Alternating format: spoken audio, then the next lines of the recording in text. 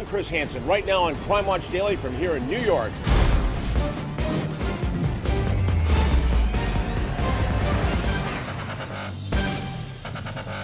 Two pretty sisters moved to America to escape the dangers of Haiti. They were wonderful girls. But tragically, violence follows them to their new home in Boston. Two people being shot downstairs. There was a piece of meat that was slaughtered. A bloodbath at the crime scene. The gunman doesn't know it, but someone else is hiding in the apartment. What did she witness? Did the victims know their killer? She would call Judith pleading, please don't kill me, don't kill me. Crime Watch Daily's Michelle Sagona joins the U.S. Marshals trying to unlock the mystery. I'm from Crime Watch Daily. Are you helping him in any way? Get out of my face. Plus, a new Elizabeth Smart investigation. A popular frat boy and the sorority girl who says he put her through 6 hours of pure hell. I saw darkness in his eyes, like he was possessed. I was so afraid. After surviving a horrifying sexual assault at Utah State, He said, I'll win tonight, and we both know that. she learns she's not his first victim. 5 women prior to you had come forward. Why wasn't this serial predator stopped? It just blows my mind. Right now, Andrea Isom, with Crime Watch Daily. Jason Matera with Crime Watch Daily. this I'm Elizabeth. I'm here with Crime Watch. I'm Michelle from Crime Watch Daily. Anna Garcia from Crime Watch. is Crime Watch Daily. Stay off my property. We'll find you again. We always do. Welcome to Crime Watch Daily, everyone. I'm Chris Hansen. Today, we are joining forces with the U.S. Marshals Service to try and help track down one of the men on the list of the 15 most wanted. It all started in Boston, and that's where our Michelle Sagona is now. Chris, the Emil sisters traveled from Haiti for a better life. But sadly, the violence they grew up around would follow them right here to this Boston neighborhood. Two pretty young sisters They were wonderful girls. murdered, execution style, Like piece of meat that was slaughtered. caught in the middle of the gruesome bloodbath, a terrified 2-year-old. There's blood splatter on her. What the killer didn't know was there was someone else hiding inside the apartment. She would call Judith pleading, please don't kill me, don't kill me. Now U.S. Marshals are on a desperate manhunt for the fugitive they say is so evil, he's been named one of their top 15 most wanted. He could be anywhere. And Crime Watch Daily is closing in on where he may be hiding. Their family believes that your family is helping him. Is that true? Violence was something sisters Stephanie and Judith Emil thought they escaped when they fled their home in Haiti. They had come a long way from Very your long life in way. Haiti. Yeah, very long way. It's very tough down there. The Emil family, 13 brothers and sisters in all, moved to Boston with hope in their hearts of finding the American dream. My dad came here to give us a better life, to be able to provide for his kids and making sure we have a good life. 21-year-old Stephanie worked at a nursing home and wanted a career in medicine. She would light up a room. She's the type of person that will walk in that room and everybody's frown is turned upside down. You can't really be mad at her. 23-year-old Judith loved to cook and worked at a restaurant. She was like the best little sister. Like every day, I woke up, she's like, you hungry? You want anything? She was always taking care of you. Yeah, always. The sisters finally saved up enough money to get their own place and chose what they thought was a safe, quiet apartment building in the heavily Haitian community of Dorchester. By all accounts, they were just great girls. They wasn't troublemakers. They didn't go out looking for trouble.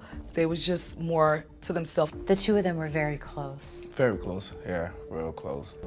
So close, they shared secrets nobody else knew. In fact, Judith was the only one who knew Stephanie was dating someone. Did you ever meet him? I never met the dude once in my life. Stephanie never talked about him? She was like, oh, it's just my friend. And I'm like, okay. I didn't know him personally. I've ran into a lot of people who have said that they've known him. They thought he had a few screws loose. The family may have never found out about Stephanie's mystery man had it not been for these 911 calls. Two people being shot downstairs on the first floor. This is a Crime Watch Daily exclusive. Police have never released these chilling calls before. All this happened? It's like 2 or 3 minutes ago. You can hear the horror and heartbreak in the caller's voice. So did you see anyone? No. You didn't see anybody do this? When we get to the apartment, we go through the front door. I immediately notice a large pool of blood in the doorway leading into the bathroom. Sergeant Sean Doherty says he's still haunted by what he saw inside the sister's apartment that terrible morning. I see Stephanie laid up in the corner. She appears to be shot in the back of the head, and she has a toothbrush in her hand, which leads us to believe she was actually brushing her teeth. Moments later, Detective Doherty believes the gunman burst through Judith's bedroom door, shooting her 4 times.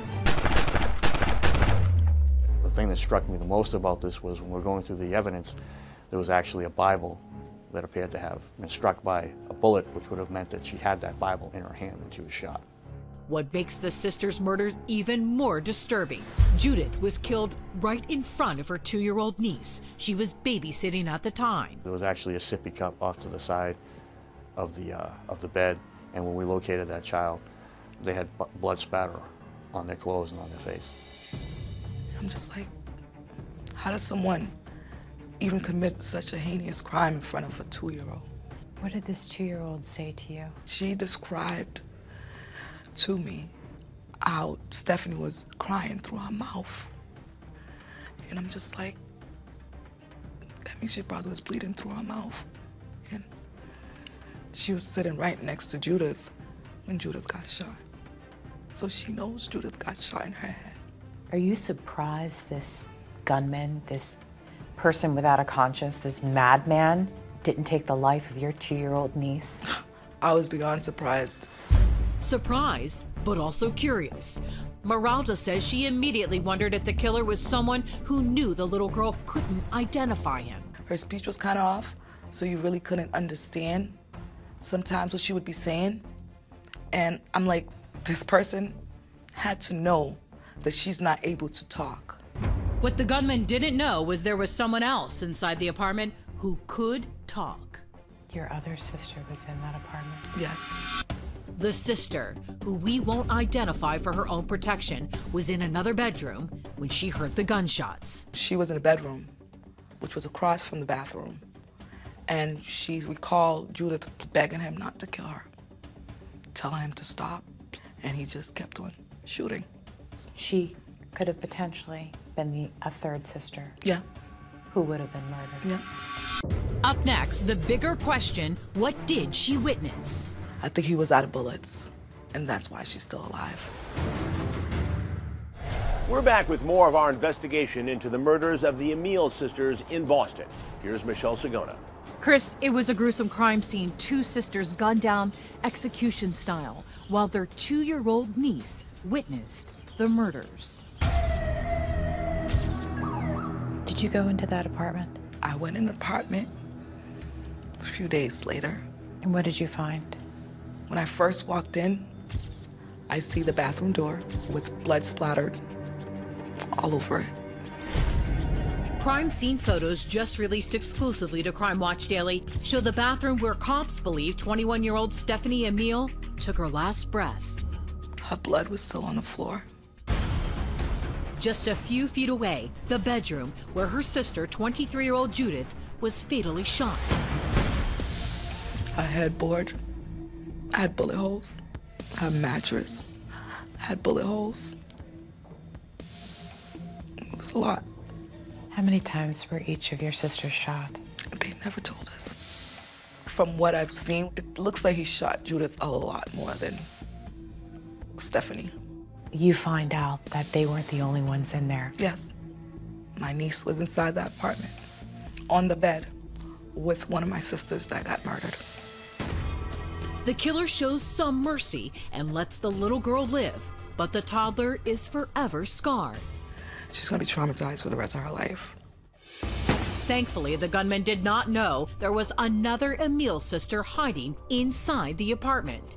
She was in there. She was in the house. The sister, who we will not identify, still lives in fear of the killer. She can't even talk about this. She can't talk about it. Police say she was in another bedroom and awoke to the horror of gunshots and the blood-curdling screams of her dying sisters. She's terrified. She can't sleep at night. She's got numerous issues now over this, and she's scared to death because we haven't located him yet. Sadly, the surviving sister tells police she never got a good look at the killer. So, at that point, I'm just wondering who could it be and why. That's also the question cops were asking. at first police had no suspects. Did it appear to be random? To me, I thought it was random, but then again, I didn't think it was random. Two things didn't add up for Marilda. First, why the murderer left the little girl alive, and the second was a secret only someone close to the sisters would have known. The trick to opening their door. You would think it's locked when you go to open it. You have to know how to play with the doorknob, and you have to be someone that's been in that apartment to know how to open it. Police confirmed to Crime Watch Daily there was no signs of forced entry. But who would want these sisters dead? The thing that's different about this case is they're true victims. They didn't choose a violent lifestyle, they weren't engaged in any criminal activity, and it was a double murder and they're two young women. Just going about their normal daily routine. As the Boston Police Department began to collect forensic evidence, the entire Haitian community came together to grieve the sweet sisters, including one mysterious mourner, a young man the family is shocked to find out Stephanie had been dating. You just had no idea. I had no idea. And he was at the apartment the day of the murder. He came and grieved with us. The young Haitian man's name is Jean Weavens Janvier, a local rap artist who lived around the corner with his brother. He was there touching my mom, calming her down. It's not unusual for police to name a boyfriend a person of interest, but there was nothing suspicious in Jean's past to indicate he was capable of such a vicious crime. He had no criminal record. He worked. He's just a normal guy that you would meet on the street. But as the Emil family prepared to lay their sweet sisters to rest, cops get a tip. The mourning boyfriend is really an angry ex. Stephanie broke up with him. That right prior to her dying, yes. Do you know why she broke up with him? I heard he had at some point told her that he was gonna hurt her. I think she was done with the relationship and he didn't want to be done with the relationship. But rumors aren't enough to arrest Jean Weavens Janvier. He was around living his life in that neighborhood. Yes, he was living his life. However, phone records are enough to make Jean Weavens Janvier a prime person of interest. They show the jilted boyfriend is heating up Stephanie's phone just hours before the murders. There had been some conversation and there had been some missed calls. Cops believe a slow burn turns into a full-fledged rage. Then, at the exact same time those 911 calls come in, radio silence.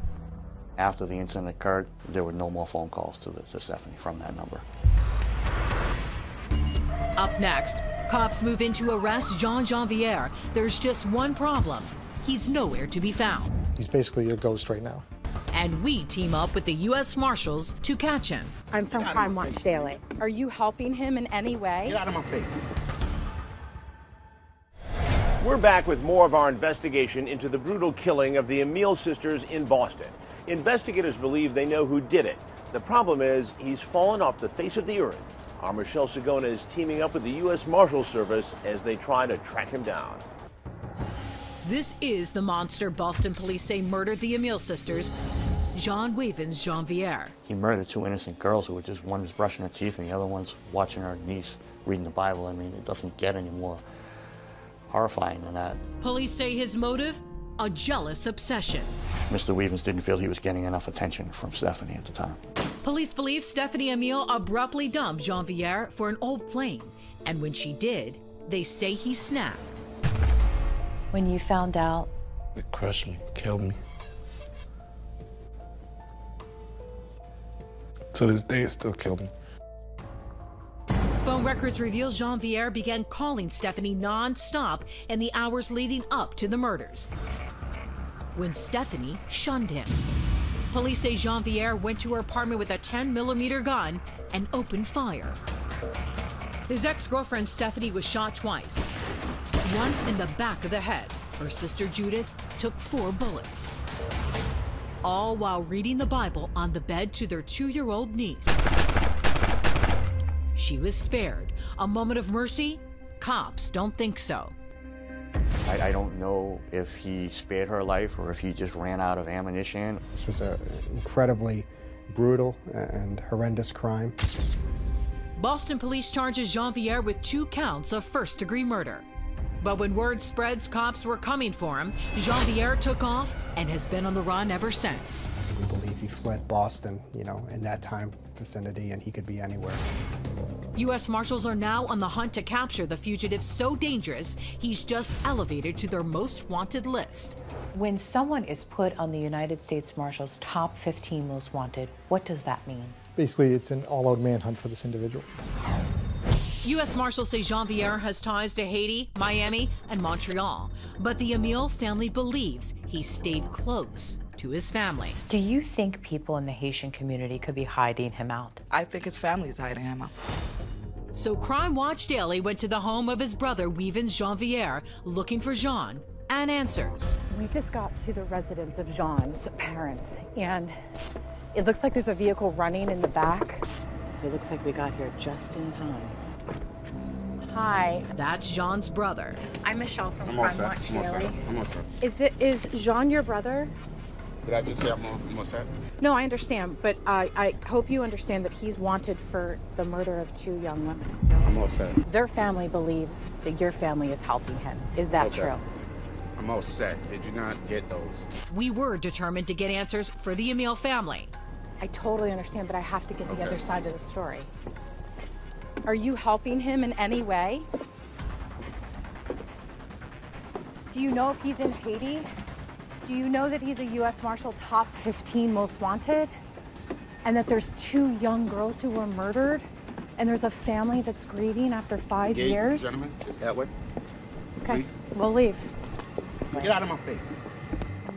With that, we were forced to leave, but we're not about to give up, and neither is the girl's family. What is your message to them? That he's not invisible, that one day we will get justice. He's a coward. He's torn apart. A family, knowing that he's still out there, is just worst. Knowing that he's still living his life, it's worst. Cops say if you do see Janvier, do not approach him. He may still be armed, and he is indeed dangerous. And their warning to Janvier? We will not give up on this case. He's on the top 15 list for a reason. You're coming for him. We are coming from him. We'll find him. Once again, here's a picture of Janvier. He's 6 foot 1 inch, approximately 150 pounds, with black hair and brown eyes. He was born in Haiti, but is a U.S. citizen.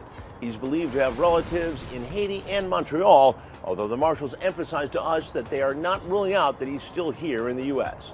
Anyone with information is urged to contact the nearest U.S. Marshal's office or this number, 1-800-336-0102. Let's help get this dangerous suspect off the streets. Coming up, the college frat boy next door turned predator. One of his brave victims sits down with Elizabeth Smart to relive the night she was attacked. It was like I saw the switch flip again. I saw darkness in his eyes. They were just black, like he was possessed, like a demon was inside him. Could the school have prevented the vicious assault? Next. It's a disgusting trend that needs to stop. Incidents of sexual assault on college campuses are at an all-time high. And considering only 20% of victims ever report their attacks, that number could be much larger. So, are these schools doing enough to protect their students? Our Elizabeth Smart has that angle and joins us now from her home state of Utah. Hey, Elizabeth. Chris, this is a very personal issue for me. I have dedicated my life to helping victims of sexual assault heal. And today I have the story of a victim who was attacked by a fellow student, and she wasn't the only target. He had a face you could trust, or so she thought. I saw the switch flip. I saw darkness in his eyes, and he began raping me. A horrific attack and a young woman transformed. I had never felt so worthless. Thank you so much for coming. Our Elizabeth Smart sits down with one brave survivor as she relives the night that forever changed her life and reveals shocking claims about who she calls pure evil. I just remember him shaking his head and saying, "Not again."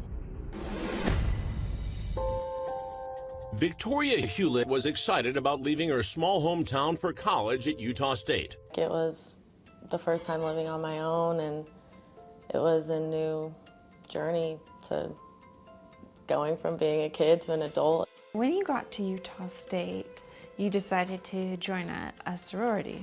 Mm-hmm. The Greek community at Utah State is very small, so everyone kind of knows everyone, and I made a lot of friends. A lot of friends and soon one foe. It's a Saturday evening in July, and Victoria, her roommates, and some friends from home are going out for the night. One friend asks to see the Sigma Chi house. Sigma Chi, did they have any specific reputation? They came from more wealthy families. They were very arrogant. One of the first to greet 19-year-old Victoria and her friends at the fraternity is Jason Lopez. Lopez is a former staff sergeant in the U.S. Air Force, and at 27, he was older by most college fraternity standards. He is the Sigma Chi house risk manager, the one in charge of keeping everyone safe. It seemed like they were in good hands. I remember initially Jason approached me and my friends, and he kind of was just really friendly and offered to give us a drink in his room. And so we went in there. There, they all talk and listen to music. Then her friends from home want to leave, so she goes with them to say their goodbyes. On her way back to finding her roommates, she runs into Lopez in the hallway. He asks if he can speak with her in the bathroom. Did you think that was weird? It didn't seem weird to me. Their bathrooms in the fraternity houses are very similar to locker rooms. People are in and out. So I figured he just had something he wanted to say and didn't want to say it with other people around. Victoria says in the bathroom, the conversation quickly goes from social to sobering. He's like, "But I need to tell you something, but you can't tell anyone." And I was like, "Okay, like what's going on?" And he just said, "You don't know what I've seen." He said, I've been to war, and I've seen people die, and I could have had my head blown off." I remember putting my hands up like this, and I said, "I can't imagine, like, I'm so sorry." And I remember he got very angry, like a switch flipped, or there was just something in him that was, his whole demeanor changed, and he swore at me, and he said, "Don't put your hands like that." And he was like, "No, I'm sorry, like, you're a sorority girl, you're surfaced, you wouldn't care anyways, like, it's fine, no one cares about me." I remember saying, like, "If you need a friend, I'll be your friend." And he kind of just said, like, "Can I have a hug?" And I was like, "Yeah, of course." Victoria gives Lopez a hug. Then, the second we released, he grabbed my face and began kissing me. And I remember thinking, I don't want this to be happening right now. Did you know you were in trouble at this point, or did you just think he got maybe a little bit carried away, but you could still leave at any time you wanted? Yeah, I didn't feel like I was in danger. Not in danger yet, but Victoria knows it's time to leave. She tells Lopez it's getting late. She needs to find her phone and head out. He said, "Oh, well, you left it in my room earlier when you were in there with all your friends." Victoria follows Lopez into his room. There she sees a phone, but it isn't hers. I remember looking at him and saying, "This isn't my phone." And he just said, "Your phone doesn't matter." I remember he grabbed my face again and started kissing me. And he put me on the bed.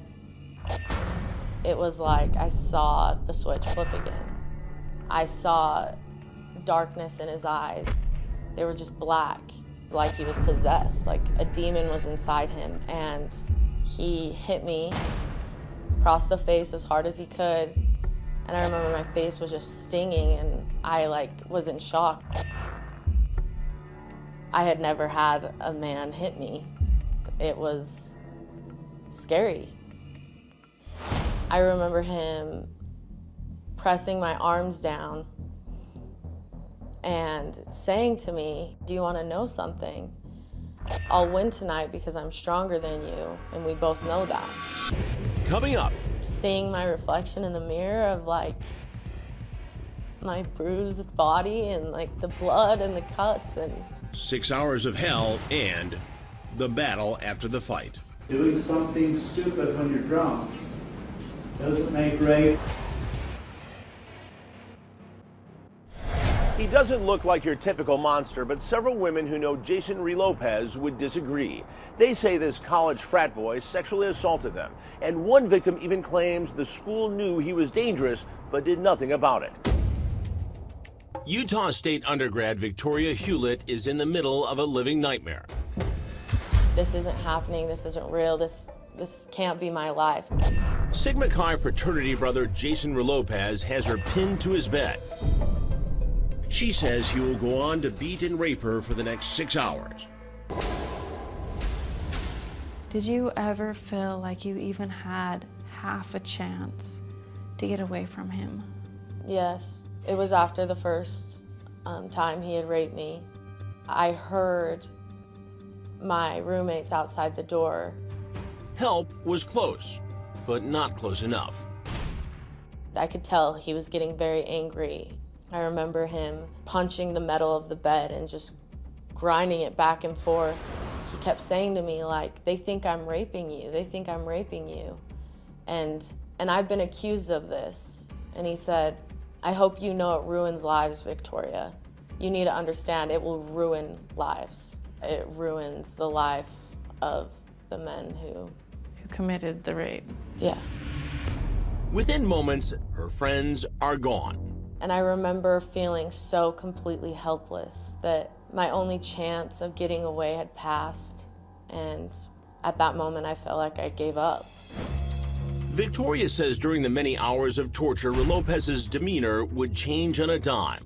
He went from asking me questions about how many siblings I had and do I like Harry Potter? And then he would just look at me and I knew. And he would just pull my legs and he began raping me. I remember there was one time where he grabbed my neck and began choking me to the point where I couldn't breathe. Victoria patiently waits for her opportunity to escape. The last time he raped me, I remember seeing him kind of falling asleep, and I tried to get myself as far away from his body as possible. Then at first light, and with Lopez still asleep, Victoria gently and quietly tries getting off the bed. He opened his eyes and he said to me, "Where do you think you're going?" Terrified, Victoria says, "To the bathroom." Surprisingly, Lopez lets her go. And I think that was probably one of the hardest things because it became real to me. Seeing my reflection in the mirror of my bruised body and the blood and the cuts, and I had never felt so worthless. And I remember just wanting so badly to get out of there. I went back in his room and I said, "I'm covered." And he said, "That'll be fun explaining that to your roommates." He thought it was funny. And perhaps even more shocking, before letting Victoria leave, Lopez had one last sickening question. I remember him saying, "Is there any reason you would be coming back to campus today?" And I said, "No." And he said, "No, like my bedroom." I said, "No, this will never happen again." Victoria manages to walk out of that horror and into a new one, the devastating aftermath. I remember just trying to forget it. And I remember thinking, oh, this will go away, and I'm okay, I'll be fine. And I wasn't at all. I was so far from fine. What was it for you that made you decide to report what happened to you? I thought to myself, if he is to do this to someone else, and I could have stopped him, and I didn't, I wouldn't be able to live with myself. But Victoria would soon learn some unbelievably devastating news. This was no isolated incident. 5 women prior to you had come forward with complaints. How did you find out about those women?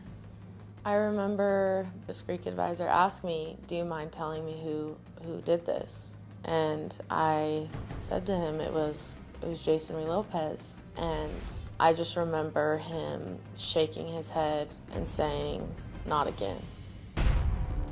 Turns out Utah State and the Sigma Chi fraternity allegedly knew about other allegations against Jason Lopez. But he remained a Utah State student and Sigma Chi brother. I had this almost anger that they had knowledge of him being a predator and a danger and continued to let him be on campus and be a part of the fraternity. Victoria and Morgan Klinkowski, another victim who says Lopez raped her while they were studying at her apartment, courageously pressed charges. 7 months later, the case goes to court. Regret the next day of doing something stupid when you're drunk doesn't make rape, and it doesn't make aggravated sexual assault. Jason Lopez ends up pleading guilty to some lesser charges, but as part of his deal, he has to admit to raping the 2 women. His sentence, just 1 year in prison. He will be released this May. It haunts me every day. Victoria has now filed a civil suit against Utah State University and the Sigma Chi fraternity. What is this lawsuit about, and what are you trying to prove? Well, the lawsuit is about trying to hold people accountable, hold the institutions accountable for Victoria Hewlett's rape. And we're trying to prove that Jason Lopez, this individual, was known to be a sexual predator. He was known to the university, and we think known to the fraternity, and students weren't protected. Crime Watch Daily reached out to Utah State University for a comment. It responded in part with, USU is deeply disturbed by any incident of sexual assault. We recognize the impact sexual assault has on the lives of victims, including Ms. Hewlett. USU denies that 5 complaints regarding Jason Lopez were made to USU. USU was aware of a prior anonymous allegation of sexual assault by Jason Lopez. It is important to note, however, that because the victim had requested confidentiality and had not filed a complaint nor provided the details of the incident, USU could not discipline Mr. Lopez. Instead, USU took as much action as it could within the limits of due process. We also reached out to the Sigma Chi fraternity. Their executive director responded with, while Sigma Chi cannot comment on pending litigation, we can say that sexual assault has no place on college campuses today. We will continue to work with our chapters and universities on sexual assault prevention and training efforts. If they believed the women before me, if they would have taken it seriously that he is a danger and he wasn't safe to be on campus and to be living in a fraternity, and he wouldn't have been able to prey on women like he did to me. How has this changed your life? I lost a lot of things that night that I'll never get back, and I've learned to see that I also gained things that night of courage and strength. I think what you've just said makes all the difference between a victim and a survivor. I never want anyone to ever to have to go through what I went through. And so I'm not going to stop until I see changes.